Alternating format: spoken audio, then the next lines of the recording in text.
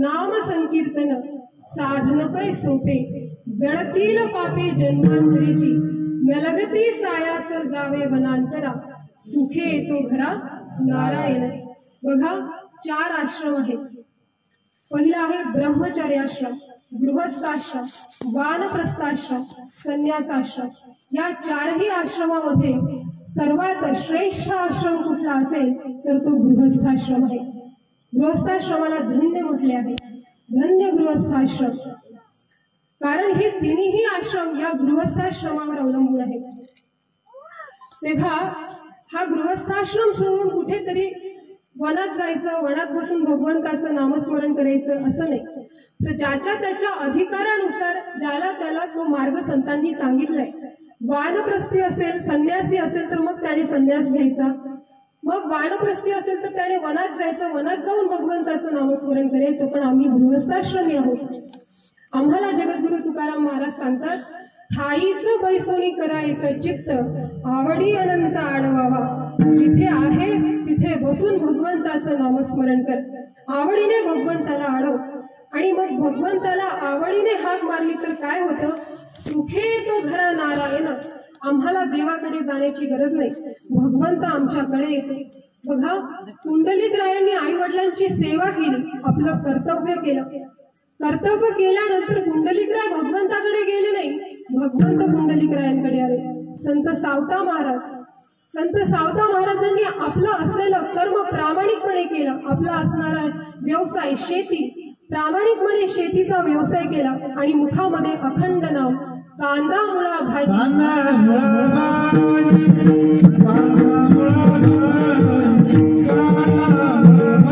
कांदा मुळा भाजी अवघी विठाई माझी। कर्म करीत असताना मी प्रत्येक कर्म हे माझ्या पांडुरंगाकरिता करतो, असं भावना आपल्या मनामध्ये असणं गरजेचं आहे। बघा, कर्म हे सामान्य नाही।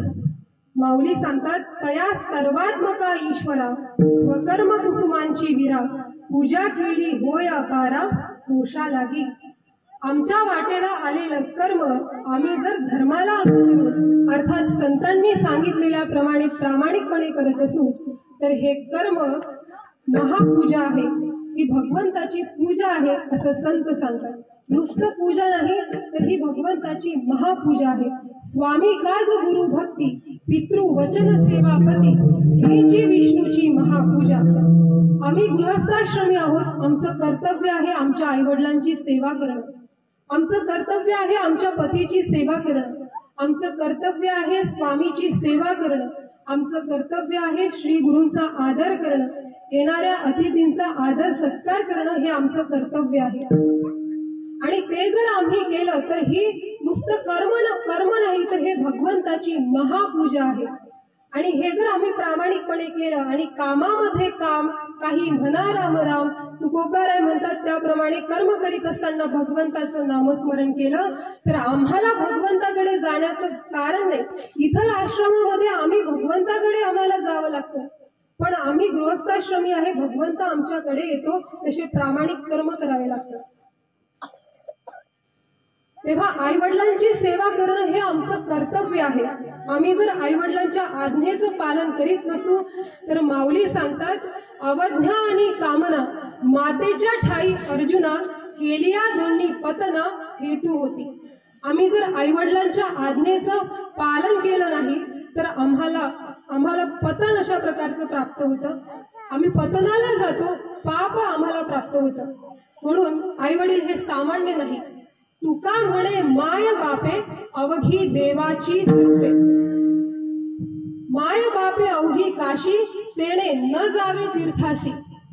प्रत्यक्ष तीर्थ आमच्या घरी असताना आम्ही कितीतरी तीर्थाला फिरत असतो, अख्खं जग फिरून येतो, पण आमच्या घरी असणाऱ्या तीर्थाकडे आमचं लक्ष नाही। प्रत्यक्ष भगवंत आई वडिलाच्या रूपात आपल्या सोबत आहेत, त्यांची सेवा करणं हे आमचं कर्तव्य आहे आणि ती सेवा केलीच पाहिजे। पण आम्ही सेवा करतो आई वडिलाची नाही, कोणाची, बायकोच्या गणगोताची।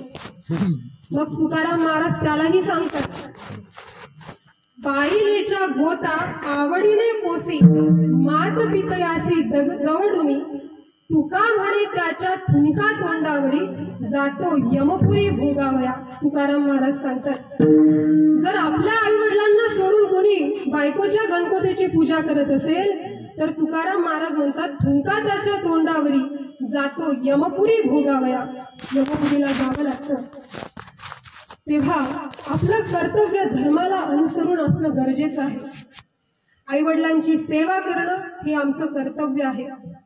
यात गुंतायचं नाही. यात जर आम्ही गुंतत गेलो, या विषयांमध्ये जर आम्ही गुंतत गेलो तर हे आम्हाला मरण प्राप्त करून देतात. जे काही आम्ही कर्म करतो हे कर्म आम्हाला कर्तव्य म्हणून करायचे,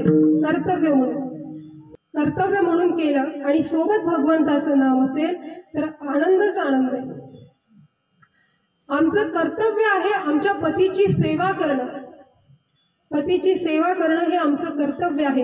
आता तुम्ही म्हणाल पतीची सेवा करणं असं तुम्ही आम्हाला सांगता, पण आता पती जर आम्हाला त्रास देत असेल तर त्याचीही आम्ही सेवा करायचीच. त्यासाठी भागवत सांगतात. भागवत ग्रंथ आपल्याला सांगतो, श्लोक माझा पाठ नाही पण अर्थ सांगते. पती कसाही असो सोडायचा नाही, कसाही असो सोडायचं नाही, सेवा करायचीच. पण भागवत सांगतात तो जर मद्यपान करणारा असेल, अर्थात मदिरापान करणारा असेल, तो जर मांस भक्षण करणारा असेल, तिसरी गोष्ट तो जर गुरु स्त्रीगामी असेल म्हणजे इतर स्त्रीशी रममाण होणारा असेल, चौथं तो जर चांगल्या लोकांना सज्जनांना त्रास देत असेल, आणि पाचवी गोष्ट तो जर विश्वासघातकी असेल तर भागवत शास्त्र सांगतं नक्कीच असा पतीला सोडावं, त्याची सेवा करू नये. मग आता आम्हाला शास्त्राने सांगितलं की अशा पतीला आम्ही सोडायचं म्हणजे आम्ही दुसरं लग्न करायला मोकळं, असं नाही.